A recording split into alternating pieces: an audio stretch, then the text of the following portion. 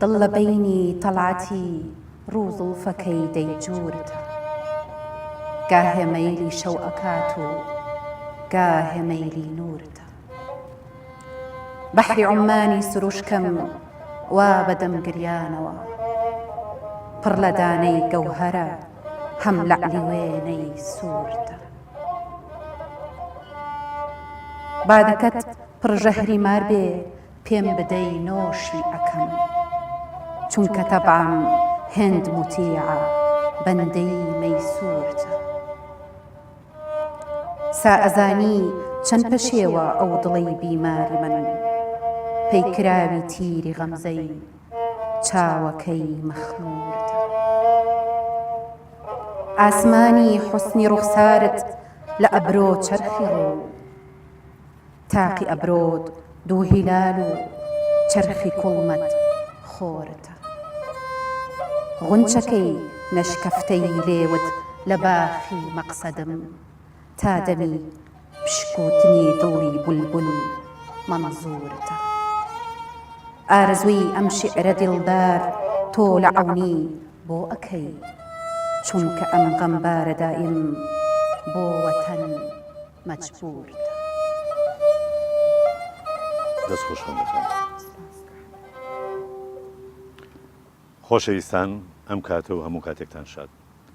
فەرمونون لەگەڵ وێستگەیەکی نوێی بەرنامەی قەلەندەرخانە. بەرنامەی ئەم جارەمان تایبەتە بە لێدوان لەسەر ژیان و شیعرەکانی یەکێک لە هەرە شاعیرە مەزنەکانی کورد کە بە تەمەنێکی کورتەوە توانی چ وەکو ئەدەبیات و شیعر خۆی بسەپێنێ و چ وەکو سوارچاکێکی بواری کوردایەتی و بیری نەتەوایەتی خۆی ئەسپی خۆی تاوبات لە بواری شعر و ئەدەبیاتە. ئەو شاعیرەش یونس ڕەئوفە کە ناسراوە بە دڵدار و هەمومان ئاشناین بە شعری ئەی ڕەقیب کە بووەتە مارشی نەتەوایەتیمان و شعری ئەم شاعیرە مەزنەیە. بۆ ئەم بەرنامەیە میوانداری برای ئەدیب و نووسەر مامەستا عەبدوڕەحمان بێلافمان کردووە لەگەڵ کاک تانگۆ ئازاد بە ئامێری کەمانچە هەردوو لە بەخێر هاتن مامۆستا بەخێر هاتی لەگەڵ هاوکارم خەندەخان. بێگومان ئێمە گەروەکو سەرەتا قسە بکەین لەسەر دڵدار سەرەتا ئێمە وەکو ژیانی دڵدار و سەرەتای ژیانی دڵدار کە کەسێکە ئاشنایە وەکو کەسێتیش بە بەڕێستان حەز دەکەم کورتەیەک لەبارەی ژیانی دڵدارەوە. وڵات دڵدار ساڵی 1970 یونسی کوڕی مەلا ڕەئوفی کوڕی مەحموود ئەفەندی کوڕی مەلا سعدی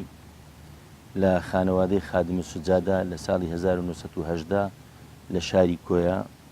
چاوی بە ژیان هەڵێناوە. وەکو خانەوادەیەکی منەوەر کە لە باوکو و باپیرانەوە بنەماڵەیەکی ڕۆشنبیر و خوێندەوار بوونە لە سەردەمی خۆیدا. و براکانی دڵدار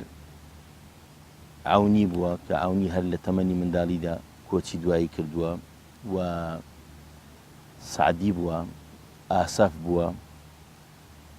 جەواد بووە، حەمید بووە، یعنی ئەو برایانە بوونە. یونس بووە خۆی و هەروەها دوو خوشتیشیان هەبووە کە خوشتی گەورەیان زەینەب خان بووە و خوشتی بچووکیشیان فاتیمە خان بووە. مامۆستا وەکو بیستومانە زەینەب خانی خوشتی دڵدار خوێندەوار و شاعیریش بووە. بەڵێ زەینەب خان کە خوشکە گەورەی دڵدار بووە 18 ساڵ لە دڵدار گەورەتر بووە. لە دوای مردنی دایکی دڵدار هەم بەخێوکەری دڵداریش بووە. دواتر زەینەب خان لە ساڵی 1900 بۆ موالیدی 1906 مەلا ڕەئوف ئەفەندی باوکی کە گوتمان خانەوادەیەکی خوێندەوار و ڕۆشنبیر بوونە منەوەر بوونە عائیلەیەکی لە کۆیە نردوێتێ بەر خوێندن. ئەو کاتە قوتابخانە نەبووە، نردوێتێ بەغدا لە ماڵی خاڵی عەبدوڵڵای خورشید ئەفەندی کە خورشید ئەفەندی دەبێتە باپیری زەینەب خان ئەو کات کە قامی کۆی بۆ لە کۆن کە دایکی زەینەب خانیش ناوی زەهوە خان بووە لە خادیمی عەلەمزادە بووە خزمی حاجی قادری کۆی بووە. بەڵێ زەینەب خان لە تەمەنی 6 ساڵیدا لە قوتابخانەی ڕۆژدیە خوێندوویەتی تا پۆلی 6 سەرەتایی لە قوتابخانەی ڕۆژدیە تەواو کردووە. دوای ئەوە گەڕاوەتەوە کۆیە. زەینەب خان بەڵێ کۆمەڵێک شعر و شتی وای هەبووە کاتی خۆی دیارە هەندێکیان فەوتاون لە لای کاک فازلی کوڕی بووە داویەتی بە مامۆستا جیم و کوریان و ئەوانە دواتر بەسەردا وەفاتی کردووە و مامۆستا جیوی شەر وەفاتی کردو دەستنووسەکان لە بین چوون. بەڵام دیوانێکی شعری ئێستا کەماوە لە لای برازایەکەیەتی کاک مامۆستا حیکمەت دەبێتە برازای زەینەب خان کوڕی کاک حەمیدە کە دەبێتە کاک حەمید برای دڵدار بووە ئیدی وازانم ئێستا خەریکی چاپکردنی دیوانەکەی زەینەب خان کە کۆمەڵێک شعرە. مامۆستاگیان باسی دەستنووست کرد و هەروەها بشبوورە زەینەب خان کاتی خۆی لە گۆڤاری گەلاوێژ لە چلەکان بە ناوی کچە کورد نووسین و شعر و بەرهەمی بڵاو کردوەوە. هیوادارین چاپ بکرێ. مامۆستاگیان باسی دەستنووست کرد دەنگۆیەکی ئەوە هەبوو کە گوایە شوێنی مامۆستا دڵدار ئەو دەستنووس و شتانی بکرێ بە مۆزەخانەیەک. ئایا ڕاستی ئەم دەنگۆیە چییە و ئایا کراوە ئەکرێت؟ بە خودای کتێبخانەکەی دڵدار بە حکمی ئەوەی دڵداری شاعیر کە دەبێتە خاڵی خەزورم و ئەو بنەماڵەیەش زۆر بەداخەوە بەڕاستی ینی هەمویان هەر لە گەنجەتیدا مردن براکانی کامیان خەڵکی خاوەن بڕوانامە و ڕۆشنبیر و ئەوە بوون ینی کەسیشیان کەسێکی ئەو تویان نەما کە بە دوای ئەو ئەدەبیات و ئەو بەرهەموشتانەی ساخکردنەوەی لەسەردا بکات. ئێستا بە حکمی ئەوەی کە لە لای زەینەب خان بوو ئێستا زەینەب خانیش نەماوە کە دەبێتە داپیری خێزانەکەی من ئێستا ئەو بەرهەموشتانە کتێبخانەکەیان و هەندێک کەلوپەلی دڵدار وەکو جانتای محامی و سعات و ئەو کەلوپەلانی کە ڕۆژانەی ژیانی بووە ئەوە ئێستا لە ماڵی ئێمەیە پاراستومانە وعدیاندا لە کۆیە بەڕاستی وعدیاندا با بڵێن کاک شێخ چاپوک و کاک ڕابەری سەید برایم و ئەوانە لە دوای بوون کە خانوەکەی ماڵی دڵدار ببێ بە مۆزەخانە. بەڵام ئێمە کاتی کە چوین سەردانی خانوەکەمان کرد خۆیان مزگەوتێکیان هەیە مزگەوتی خادیم سوجادە خۆی ماڵی وان لە کۆیە لە بەرامبەری مزگەوتی خادیم سوجادە بوو ینی یەک جادەیان بین بوو دەرگیان بەرامبەر دەرگای مزگەوتەکەی بووە. بەڵام ئێستا تەمەن ئەو خانووە 490 مەتر بوو بەڵام ئێستا 200 مەتر ماوەتەوە لە لای بەرامبەر مزگەوتەکەی تەجاوزی لەسەکراوە ماڵی تاهیراغا تەجاوزیان لەسەر کردوتیانە دوکان و بینایە و ئەوانە. بەڵام وەکو قۆچانی عوسمانلی تا ئێستا بە ناوی بنەماڵەی دڵدارە تا ئێستاش بە ناوی وانە. بەڵام ئەوە دەبێت لە ڕێگای یاسایی ئەو تەجاوزە هەڵبگیرێ و ساغ بکرێتەوە بۆی لە ئایندەدا بتوانن کە بکرێتە مۆزەخانە. ئەو کاتێک کە کرا مۆزەخانە ئەمە دەتوانین ئەو کەلوپەلانە پێشکەشی وێن دەرێ بکەین چونکە مافی خەڵکە. بەڵێ مامۆستا جگەلەوەی کە ئەم کۆلیژی حقوقی تەواو کردووە لە شاری بەغا کە لەو سەردەمەدا کەسانێکی زۆر کەم هەبوون لە کوردستانەوە بڕوانامەیان هەبێت بەڵام لە هەمان کاتە ڕۆڵی بینیوە لە حیزبی هیوایە. من حەز ئەەکەم بزانم ڕۆڵی دڵدار لە حیزبی هیوادا چی بووە؟ طبعاً بە پێی مێژوو ئەگەر تەمەشا بکەین و ئەوانەی کە باسییان لە ژیانی دڵدار کردیە وەکو چەند بەڕێزێک کە قسەیان لەسەر کردووە دڵدار نەک ڕۆڵی هەبووە بەڵکو لە کە حزبی دارکرداندرا کە بوو بە حزبی هیوا ینی بناغەی ئەساسی ئەو فکرەی دڵدار بووە کە قوتابیەک لە پۆلی چواری ناوەندی ئەوە بیر و باوەڕی بێ هەستێک خەڵک و گەنج کۆ بکاتەوە بۆ ئەوەی بتوانن حزبێک دابنێن بە ناوی حزبی هیوا دیارە کە ئیجازەکەیان تەقدیم کردووە بە ناوی حزبی هیوا لەبەر ئەوە نەیتوانی ببێ بەسەرۆک لەبەر تەمەنی بچووک بووە هەستاون لەگەڵ هەواڵەکانی سەردانی مامۆستا ڕەفیق حلمیان کردووە. ڕەفیق حلمی وەکو سەرۆکی حزبی هیوا دەستنیشان کراوە ئەو کاتە دڵدار بۆتە سکرتێری حزبی هیوا و هەروەها زەینەب خانی خوشتیشی یەکێک بووە لە ئەندامی دامەزرێنەرانی دامەزرێنەری حیزبی هیوا دڵدار خۆی بەڵێ خۆیەتی بەڵێ وەکو ئەوەی کە مێژوو بۆمان باز دەکات. و هەروەها بەداخەوە ئەویش یاداشتەکانی حزبی هیوای کە هەمووی نووسیبەوە ئەوش ئێستا بەڕاستی نەماوە دیار نەماوە ئەو دەستنووسەیە کە باسی حزبی هیوای کردەوە هەروەها دەستنووسی تریشی هەیە بەڵام چاپ نەکراون چەند شتێکی تری هەیە کاتی خۆی ڕێگای پێ نەدراوە هەم لەبەر ڕقابە و شتیوە ئەم دەستنووسانە لای چێن بەمانەکە وڵی لە لای ئێمە لە ماڵی ئێمە لە لای خێزانەکەمە خێزانەکەشم کە دەبێتە خاڵی باوچی ئیدی ئەوە ئێستا خەریکی مامۆستا عەبدولخالق عەلاءالدین سەردانی کردین و ئێمەش سەردانمان کرد خەریکە مامۆستا عەبدولخالق عەلاءالدین دووبارە ئەو کتێبەکەی کە بە ناوی دڵدار و شاعری شۆڕش جێڕی کورد ئەویش ئەم دیوانی خۆی بەڵێ کاتی خۆی ئەو چاپی کرد بەڵام لە چی وەگرت لە مامۆستا مەجیدی وەرگرت مامۆستا مەجیدش تەبعاً برا بچووکی دڵدار بوو دەستنووسەکان لە لای ئەو بوو سەرەتا لە لای دکتۆر معرف خەزنەدار بوو دواتر ئەو دەستنووس و بەرهەمانە لێ وەرگیرایەوە مامۆستا عەبدولخالق عەلاءالدین چاپی کرد بەڵام هەندێک شتی ئەو کاتەی یعنی ڕێگا نەدرا کە چاپ بکرێ و هەندە شتیشی بەلاتینی نووسیوە بەڕاستی تا ئێستاوە ساغ نەکراوەتەوە کە چیە تەرجەمە و شتیشی زۆرە کاتی خۆشتی تەرجەمە دەکرد چکە دڵدار جگە لەوەی شاعیر بوو کەسێکی حقوقی بوو کەسێکی سیاسی بوو بەڕاستی زمانزانیش بوو ینی کۆمەڵێک زمانی دەزانی لەوانە زمانی فەڕەنسی زمانی ئینگلیزی زمانی عەرەبی زمانی تورکی فارسی ینی کۆمەڵێک زمانی زانیوە هەتتا زمانی عیبری ئەوانی هەموو زانیوە ئیدی ئەوە چاوەڕوانین کە مامۆستا عەبدولخالق عەلاءالدین خەریکە چاپی دەکاتەوە دووبارە بە ئیزافاتەوە بەڵێ مامۆستا بابەتێکی تر لە ژیانی دڵدارە دڵدار ئەو شاعیرانە و ئەو کە هاوچەرخی ئەو بوون کە گەلێک زۆرن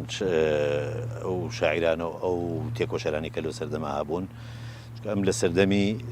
شاعیرە نوێ خوازەکانە ژیاوە تر چووەکو گۆرانە چووەکو پیرەمێردە چ قانعە هەمویان کە ئەم شاعیرانە دیارە پەیوەندیشانە بۆ بەیەکەوە شتێک لە ژیانی دڵدارە هەیە کە من لە هیچ شاعیرێکی ئەو سەردەمەم نەبینیوە ئەویش نووسینەوەی ژیان نامە بیرەوەریەکانی خۆی هیچ شاعیرێکم نەبینیوە لەو سەردەما نازانم هەبێت شاعیری تر ئایا هەیە یان هەر تەنها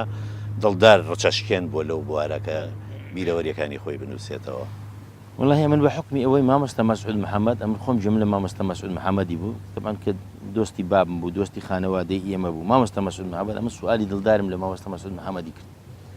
گوتی ئەو پیاوە گوتی ئەمە لە بەغدا بەیەکەوە دەمان خوێند لەوێن دەرەوێت لە حقوق و ئەوانە کولیەی قانون تی بەڕاستی دڵدار کەسێکی نابیغە بوو کەسێک بوو گوتی بە بەردەوامی گوتی لە کتێبخانەی کۆیە گوتی کتێبی وەردەگرت گوتی ئەو کتێبەی تەواو دەکرد کتێبی تکەی وەردەگرت گوتی ئەوەندەی خەریکی خوێندنەوە بوو خەریکی ئەوەی خۆی نەبوو کاری خۆی نەبوو گوتی ساڵی لە مەرحەلەی دوو بوو نازانم مەرحەلەی دوو بوو یان سێ بوو گوتی لە دەرسەکانی کەوت بوو گوتی لەبەر ئەوەی گوتی بە بەردەوام گوتی گوێی بە دەرسەکانی خۆی نەدا بەردەوام خەریکی خوێندنەوەی کتێبی خارجی بوو ڕۆشنبیری خارجی گوتی کەسێک بوو خۆی پەروەردەکرد بوو قودرەتێکی بەڕاستی قودرەتێکی غەریبی هەبووە بەڵام ئەوە کاری لێکۆڵەران و نووسەرانە بێن دراسات و لێکۆڵینەوە لەسەر ئەدەب و لەسەر ژیانی دڵدار بکەن کە لە سەردەمی خۆی دڵدار چەند لە پێش جیلی خۆی بووە دوایە چەند ڕوحێتێکی پاچی هەبووە لە ساڵی 43 دڵداری شاعیر گەڕاوە کاتی کە شۆڕشی بارزان بووە گەڕاوە دینار نیو دینار 2 درهم 200 دیناری کۆ کردوتەوە نردویەتی یارمەتی شۆڕشی بارزانی پێداوە 200 دینار ئەو کاتەی کە زۆر بووە ینی لە بیدایەتی چلەکان مامۆستاگیان دڵدار ئەم شعرە جوانانەی بۆ دڵداری نووسیوە هۆکاری چییە کە هاوسەرگیری نەکردووە بڵێ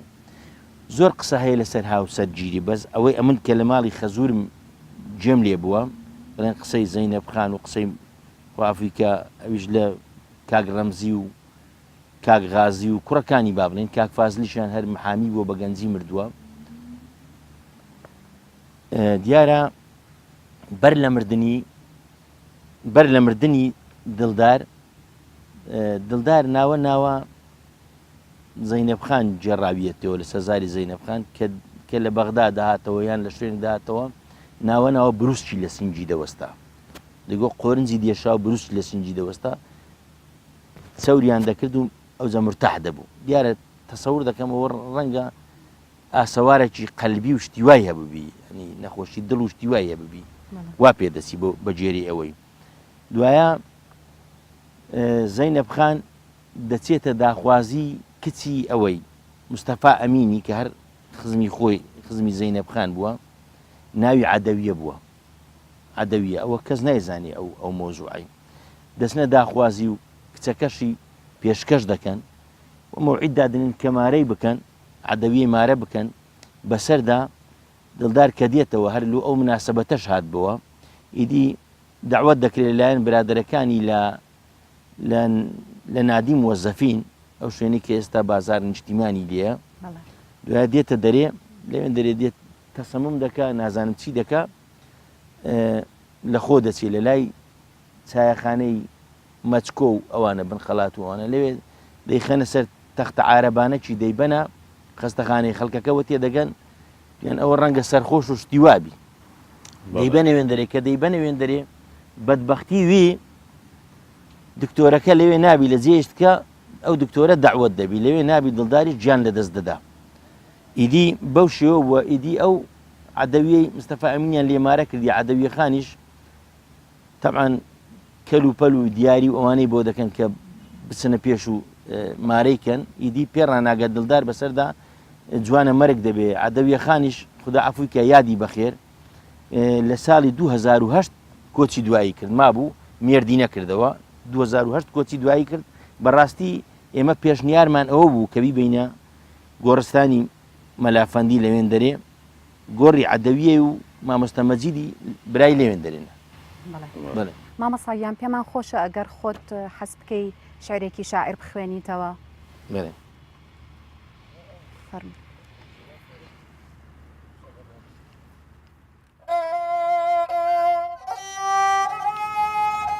ئەو شعرە لە ساڵی 1938 نووسیویەتی لە کەرکووک بە ناوی لاوی کوردان ئێمەش هەر بە مناسەبەتی کەرکووک ئەم شعرە دەخوێنینەوە لێرەوە سڵاویش دەنێرین بە ڕوحی پاچی دڵدار خاوەنی شعری ئەی ڕەقیب و دامەزرێنەری حزبی هیوا و پارێزەر و سیاسەت مەداری کورد دڵدار دەرێ وەختێ بادا دێتە مەجلیس ناوی کورد دێتە زوبان ساوەرە سەیری فکرکە و ئاخ و دەردی لاوەکان دەنجی ناڵا وا لە گوێچکەدا ئەڵێتن بێگومان لاوی کوردان هەر لە دەوری مەی ئەکەن غیرەت کەشی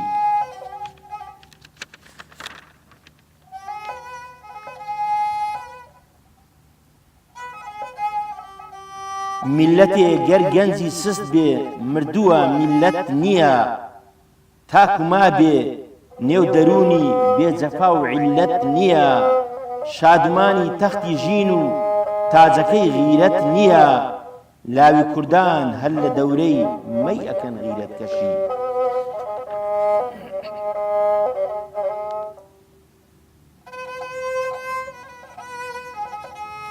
سەیری ئەحواڵی وەتەنکەن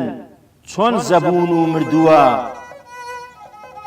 سەیری ئەحواڵی وەتەنکەن چۆن زەبوون و مردووە سەیری کاری دوژمنانکەن چی بە حاڵی کردووە سەیری ڕەشماڵی زەلالەت ئاسمانی گرتووە ئێوە تاکەی هەر لە دەورەی مەی ئەکەن غیرەت کەشی بەخێر بێتەوە مامۆستا سوپاس بێگومان ویستم لەسەر بابەتێکی تری کە ئەو یەکەم شعری لە گۆڤاری ڕووناچیە ساڵی 1935 ینی زۆر لە گەنجیەوە دەستی کردووە بە شعر نووسین بەڵێ وەکو بۆم باس کردی مامۆستا مەسعود محەممەد دەیگوت دڵدار بەڕاستی کەسێکی نابیغە بوو زۆر ڕووناچیە بەڵێ زۆر لە پێش جیلی خۆی بوو ئیدی لەو سەردەمەیدا بەڕاستی خەڵک هەم کەم خوێندەوار کەم بووە ینی لەو سەردەمەیدا دواتر خەڵکی ڕۆشنبیریش کەم بووە ینی لە پەنجەی دەست تێ نەدەپەڕی بەڵێ لە گۆڤاری ڕووناچیە دواتر لە گۆڤاری گەلاوێژ و هەروەها زەینەب خانی خوشتیشی کە مامۆستا عەبدوڵڵا زەنگەنە ئەویش ساغی کردوتەوە لە گۆڤاری گەلاوێژ زەینەب خانیش شعر و بەرهەمی بڵاو کردوتەوە. ئەم عائیلە بەڕاستی لە خانەوادەیەکی منەوەر دڵدار لەدایک بووە. هەر ئەوەش تەسیراتی لە دایکی شەو لە باوکی شەو لە باوکیەوە بە دایکی بنعام و ئامۆزا و خزمی حاجی قادری کۆی بووە، باوکیشی کەسێکی باوک و باپیرانی کەسێکی خوێندەوار بووە. دواتر ئامۆزایەکیشی کە بە ناوی مححمودی مەلا جەمیلی ئەویش هەر نووسەر بووە، ڕووناکبیر بووە کە مححمودی مەلا جەمیل لە ساڵی 1970 مرد. ئەویش بەرهەم و نووسینی لە گۆڤاری گەلاوێژ بڵاو کردوتەوە. مححمودی مەلا جەمیل ئەویش هەر کچەکەی لە لای کاک دڵشاد محەممەد سەعیدی مۆسیقاری گەورەی کورد. بەڵێ مامۆستا، ئێستا ئەوە بزانم خەندەخان کاتیەوە هاتووە کە شعرێکی دڵدارمان بۆ بخوێنیتەوە. بەڵێ.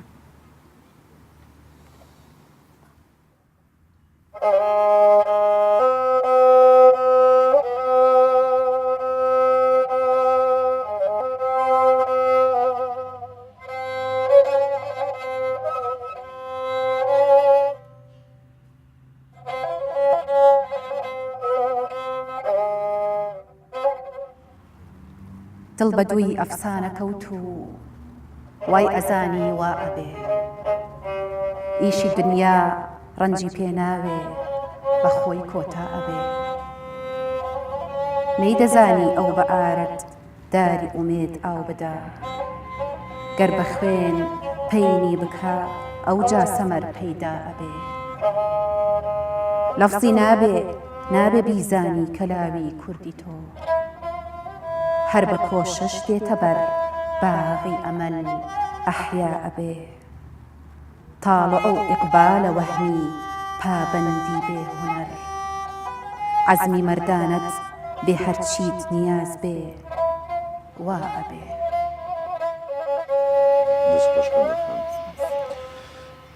بێگومان مامەساینەوە سەر هەندێشتی تر جگە لە شعر کە لە ژیانی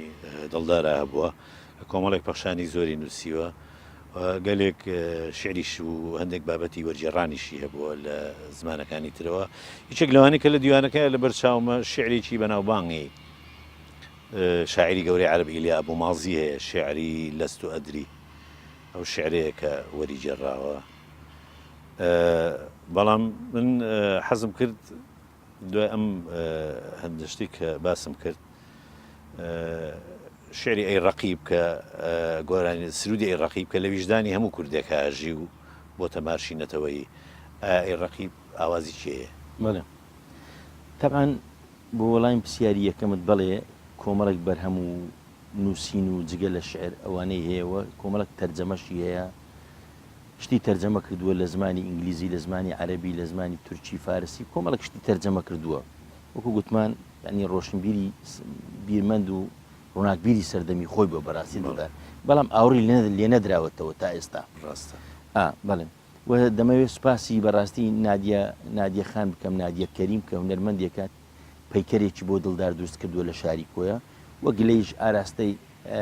لایەنی پەیوەنددار بکەم لە حکوومەتی هەرێمی کوردستان، نە شەقامێک، نە پارچێک، نە شوێنێک، هیچ شتێکیان بە ناوی دڵدارەوە نەکردووە. ئەوە گلەییە بەڕاستی.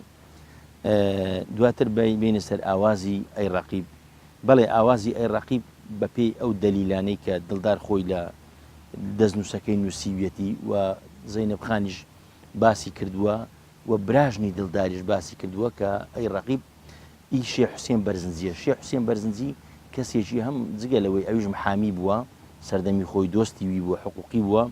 و دەنگخۆش و مەقامزانیش بووە شێخ حوسێن بەرزنجی. ئاوازی ئەی ڕەقیب،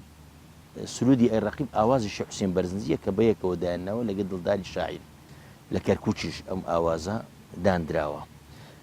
دواتر دڵدار لە ماڵی خوشتی بووە، با بڵێن لە ماڵی کاک حەمیدی بووە، بەڵێ خێزانی کاک حەمیدی گوتی